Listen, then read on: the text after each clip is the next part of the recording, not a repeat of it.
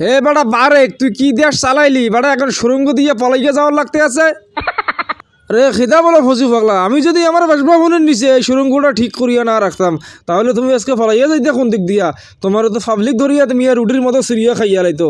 তুমি গুপ্ত গুপ্ত। আরে অভিভাবক নাউটা মিস জানো কথা বলা বলে ইন্দা দিস সময় তাড়াতাড়ি পালাইতে হবে, চলে না? দেখেন পাবলিক কি পরিমাণ তেড়ে বেড়ে আসতেছে রে বাবা। এই বেটা তুই সুরঙ্গ বানাইছি ভালো কথা, হাজার ফেলা সুরঙ্গতে লাইট দেওয়া নয় কে? এই বেটা অন্ধকারে বুড়া মানুষ বেটা আমি কোন যাইয়া পড়মু, আর কোনো ঠিক আছে? আরে ভাই ফজু পাগলা, আপনি তো আসলেই বেশি কথা বলেন। বলছিলাম যে এখানে বাঙালি কন্ট্রাক্টর, বুঝতে হবে বিষয়টা। এখানে 19 কোটি লাইট বাজেট করা হলেও এখানে সুরঙ্গ অন্ধকার থাকবে, কারণ এখানে কন্ট্রাক্টর বাঙালি। সে দেখেন না খালি কোনো মতো সিস্টেম দিয়ে হারিকেন দিয়ে ফলাই গেছে। তাড়াতাড়ি চলেন নাহলে কিন্তু খবর আছে। ও খিদারে বেটা, সুরঙ্গ দিয়ে কোথায় এসে বের হলাম বেটা? আমাদের যাওয়ার কথা ছিল ভারত বেটা, এটা তো বাংলাদেশের মতো লাগে। আরে অভিভাবক ব্রেক ব্রেক, দাঁড়ান দাঁড়ান। ওই স্বৈরাচারের রাস্তা না, এই বাংলায় হবে না।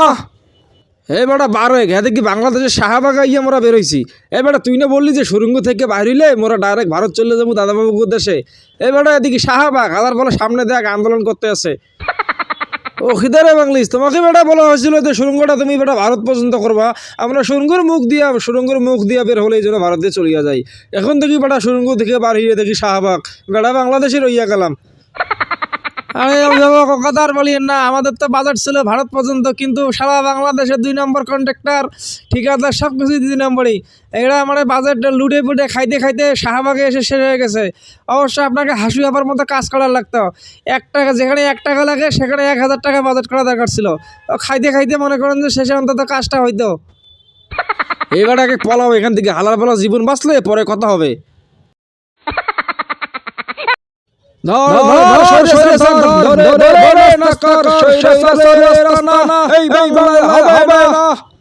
আরে অভিভাবক আপনি দেখেন নাই 17 বছরে কি অবস্থা হয়েছে? আপনি মিয়া দেশে এসে মন্ত্রী হয়ে মনে করেন যে দেশের মানুষের একদম অবস্থা খারাপ করে দিলেন। আপনি আবার স্বৈরাচার হয়ে গেলেন। আপনার কি সামান্যটুকু বিবেক নাই?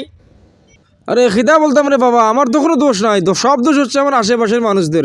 এরা আমাকে বলে আমি নাকি কথা বললে বিপদ, এজন্য আমাকে বলে আপনি খালি টেবিল থাপড়াবেন, বাকি দিকটা আমি দেখতেছি। ওদের কথা মতো আমি চুপ থাকিয়া টেবিল থাপড়াতে গিয়ে আজকে তো 5টা খাইলাম। এই যে সামনে বসিয়ে রয়েছে ফৌজু পাগলা। এই বেটা কি দুর্দিন চলে এলো, আয় আলার পালা মুই যে আলিশান জীবন কাটাইছি। অহন দেখি বেটা মানুষ আন্দোলন করিয়া মগরে বেটা জঙ্গলে থাকার লাগতে আছে। আলার বেলা বুড়া মানুষ বাথরুম ধরছে, কোনে যামু টেনশনে বাঁচি না, রাতের বেলা এখন জঙ্গলে ঘুমাইতে হইবে। আহা আর মুই সৈরাচার হব না বাবা।